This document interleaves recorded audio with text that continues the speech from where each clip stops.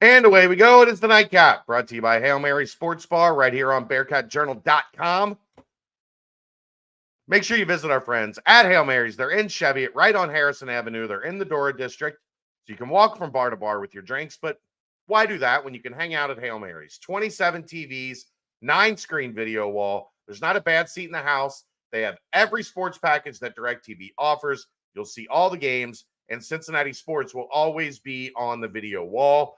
They have food trucks on the weekends, scattered in throughout the week. Brand new walk-in cooler, brand new draft lines. And not only do they pour the coldest beer around, they do so in 32.8-degree beer frosted glasses. All right, Aaron, let's get this show on the road. It was another interesting week in the Big 12. It was almost complete chaos, but you're muted. But Almost. But a couple teams saved their undefeated season, or at least Big 12, the undefeated record at the Horn. So let's get to it. One of those teams, BYU. Oklahoma State had control of this game for most of the night.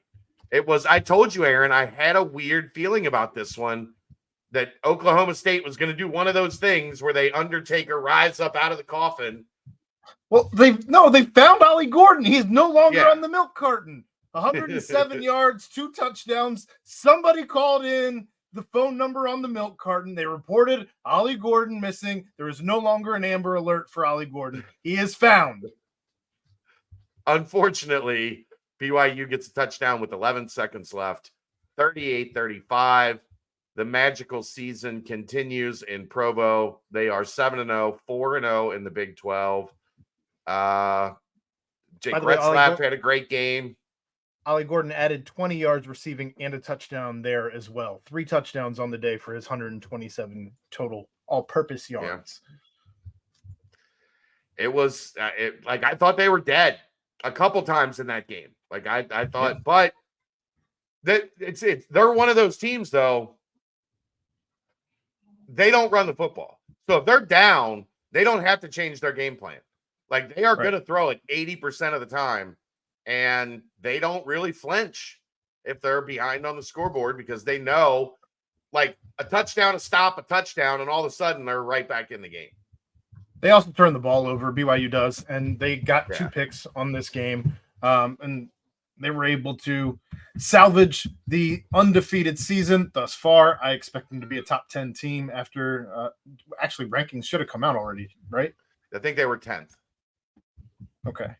I'm checking. 11, just outside. 11. Should have been top 10. I agree. But yeah, I mean, they've got, I mean, they could legitimately end up undefeated. They've got Central Florida on the road and Utah on the road the next 2. Then they end the season Kansas, at Arizona State, and Houston at home. I mean, what a stupid top. I'm just looking at the top 10 right now. You have 6 teams with a loss in the top 10. God forbid you put in undefeated BYU. Ugh. Anyway, you know how that works. They weren't thought of to start the season. All too well, so, I know how that works. Yeah, right. It's impossible for them to move up. And really the rough part for them is now that Utah's kind of in the tank, they don't have a game really on the end, the back end of that schedule that can prop them up. So it's not looking great. I mean, you have for BYU, you have UCF, Utah, Kansas, Arizona State, and Houston. The only team that potentially props them is whoever they meet, if it's an Iowa State or whoever in Kansas the Big 12 title game. In the Big 12 title, yeah, that's it. And if they lose, they will crater. They will lose to any of those teams, and you're back at 22. So don't look now, but early spread for BYU UCF -1. Yeah. Well, in part, that could be because UCF woke up a little bit last night. They went to Ames. It's the next one on my list. There we go. You got anything else on BYU, Oklahoma State? Moving on. Iowa State, UCF in Ames. UCF was in control pretty early. I mean, 21-14 lead at halftime. They score first, I think, in the second half. It was 28-14. And then slowly, Iowa State starts chipping away. Rocco Becht had a good game.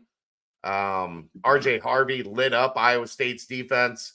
But in the end, final minute, Iowa State scores, and exact same total, 38-35 as BYU Oklahoma State. Iowa State escapes with the home victory. They are, like BYU, 7-0 and 4-0 in the Big 12.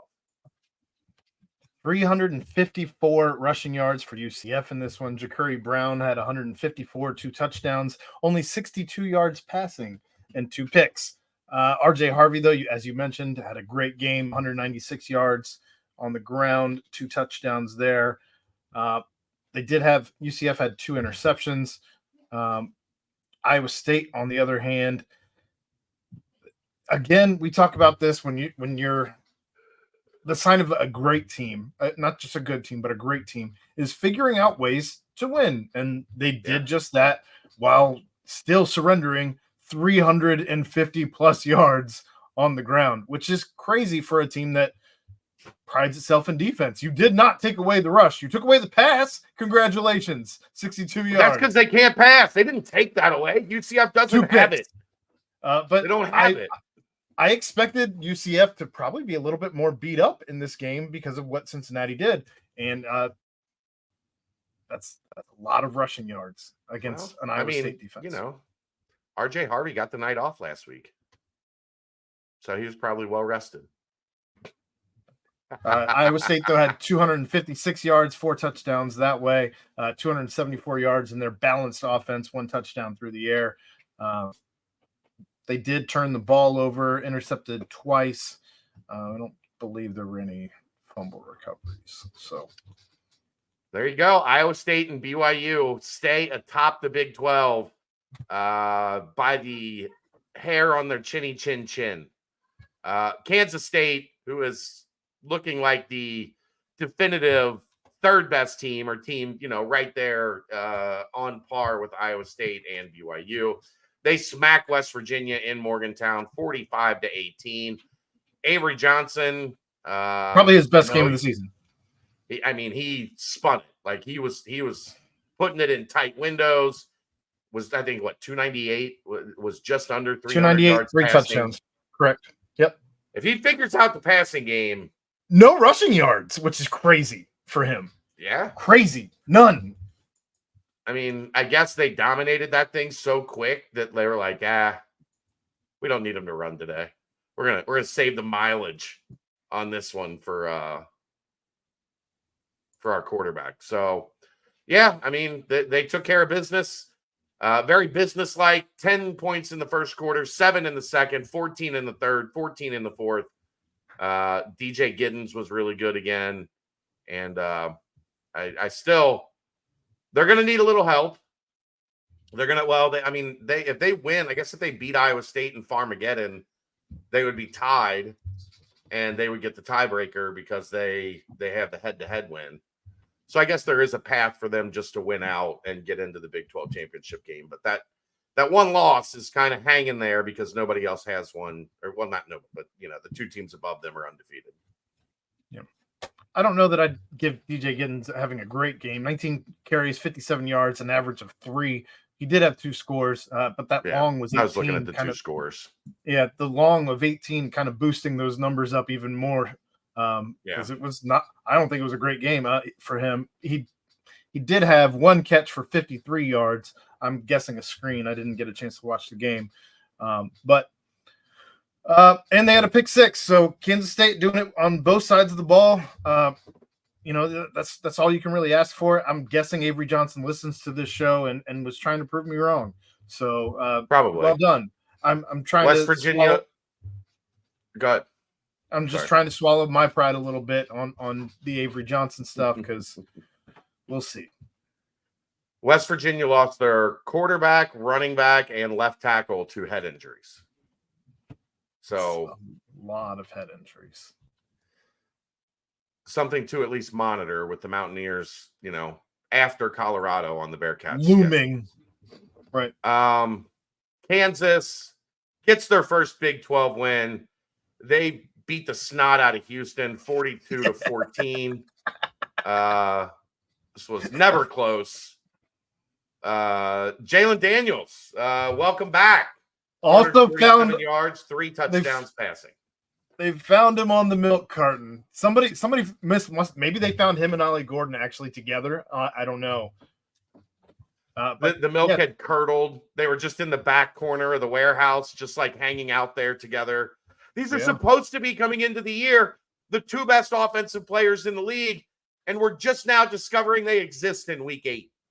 Jalen Daniels also, to add to those 3 touchdowns through the air, added 1 on the ground with his 7 carries for 58 yards. Devin Neal had I think a great game, 17 carries, 108 yards, 2 touchdowns. And then he added 26 yards receiving. So, not a whole lot about that one, but Kansas gets off the schneid. 2-2-5 teams. If you didn't have a chance to see the picture that made its rounds of the Kansas-Houston crowd at Arrowhead Stadium, this is why you don't play college games in NFL stadiums. I mean, I don't know what their other options are, though. Their stadium is getting renovated. Look, I understand. I'm just saying, if there was ever an example, see Temple, South Florida, Kansas. It's also why you don't go 2-5, because people stop coming to your games. It's inexcusable. Truthfully, you have a dude. You have 2 dudes. You're supposed to. One of them was lost in the wilderness for 2 months. He's on the Aaron Rodgers plan. Walked out with the full beard, disheveled. Shirt was tattered and torn. He's been living off the land for 2 months. I heard somebody's been wearing my jersey during games. I got this. This one very much of note for the Bearcats. Colorado 34, Arizona 7. Shedeur Sanders with a solid day, 250 and 2 touchdowns. They jumped out early, kind of coasted in the second half, and they dominate Arizona 34-7. Tetaroa McMillan was blanketed by Travis Hunter all day. That was who he was on. I would expect much the same with Xavier Henderson and Travis Hunter. Not necessarily him being blanketed, but I think that he will follow him the whole day. Probably. It was also very much a factor that Arizona's offensive line is dreadful, Aaron. They could not protect the quarterback. I mean, especially early, it was just a free run to the quarterback. It didn't matter. And McMillan probably was guarded well. Like, this isn't a shot at Travis Hunter. It was like watching Emory Jones last year, where as soon as he dropped back, like the walls were closing in on him. And which is still so crazy to me that the pass protection was so much different than the run protection last year, without getting into that conversation. But Colorado, say what you will, and we said plenty at the beginning of the season. Colorado is playing well. Sure. And that has a chance to be a really interesting game next Sunday morning at midnight or 10:15 kickoff, whenever. I mean, Shedeur's not coming off the best game of his career, 250 yards on 23 of 33, 2 touchdowns, 2 picks, 7 carries, 6 yards, 1 touchdown. None of these numbers are jumping off the page, but LeJontay Wester did have a great game. 8 receptions, 127 yards. So we'll see. Colorado did fumble the ball once. Shedeur fumbled it. It looks like they did recover it, but they recovered 2 fumbles from Arizona. They had an interception for a 46-yard return. Did not go for a score, but actually, if I'm remembering correctly now, Travis Hunter came out at some point, like fairly early in the game, kind of re-aggravating that injury that took him out last week. Plus, they were up big, and there really wasn't a whole lot of need to play him. But at least that will be something to that's a totally different Colorado beast if Travis Hunter, the best player in college football, or second best player in college football, depending on how you value Ashton Genty. Right. But yeah, so we'll see there. We'll have plenty more on Colorado over the coming week. Maybe the biggest surprise in the league that actually got completed. Baylor picks itself up off the mat. They get their first Big 12 win. Texas Tech takes their first Big 12 loss, 59-35. I kept waiting, like, you know how in the BYU and the Iowa State game, like, they always managed to stay within reach. And middle of the third quarter, that game was within reach, and then Baylor hit the turbo, and Texas Tech did not have an answer. At the end of the first quarter, it was 7-7. At the end of the second quarter, it was 24-14 Baylor. At the end of the third quarter, you're looking at 38-21 Baylor. And then they just put the foot on the throat and win 59-35. What a stupid score for Texas Tech. Has to be reeling. Texas Tech was making a case for the Big 12 championship, and now you're wondering what the hell just happened. Their defense isn't good. Like, we knew that. Sure. Yeah. That wasn't a surprise. What happened is it's not as if Baylor's offense is good. No, but what happened is Baylor got a couple stops and allowed themselves to get some distance. And Texas Tech, clearly, Aaron, stops were not a thing that defense was interested in yesterday. No. 59. Woo! I'm not even going to get into all the people who scored. Just know that Baylor's quarterback, Sawyer Robertson, had 5 touchdowns on 274 yards. Great day for him. Yeah. Taj Brooks had 125 and a tud, but, not enough. They got boat raced. And then finally, wow, TCU moves to 2-2 in the conference. They go to Utah and win 13-7. I was told before this season that Utah was going to own the Pac-12. That was by Utah fans. They say that every year. If you go back and look at every year, they're delusional. Look, here's the problem. They didn't even lease it for a couple weeks. No, here's the problem is Cam Rising has been your quarterback for 8 seasons. Right. Yeah, and he is not now. So, yeah. No, Sonny Dykes. No. Yeah, there's no stats worth mentioning in a 13-7 game. But, yes, Sonny Dykes gets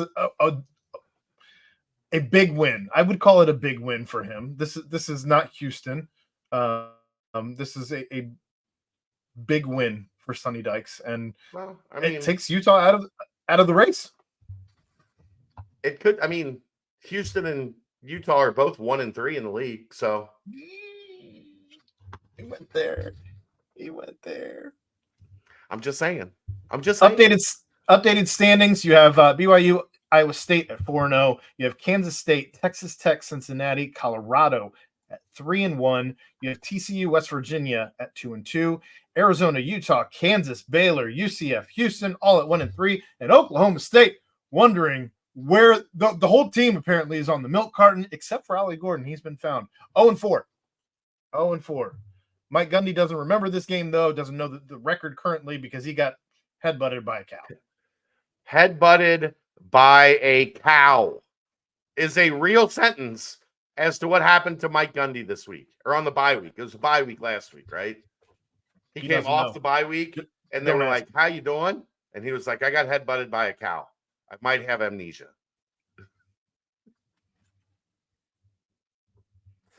Unreal. Oh, this league is so stupid.